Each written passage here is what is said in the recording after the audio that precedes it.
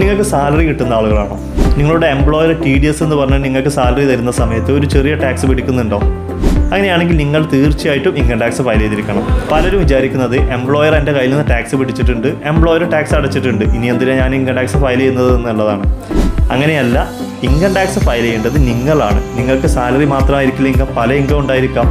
Employer file ചെയ്യുന്നത് TDS ആണ്. സാലറിൻ്റെ മുകളിൽ മാത്രം ടാക്സ് കാൽക്കുലേറ്റ് ചെയ്താണ് ഫയൽ ചെയ്യുന്നത്.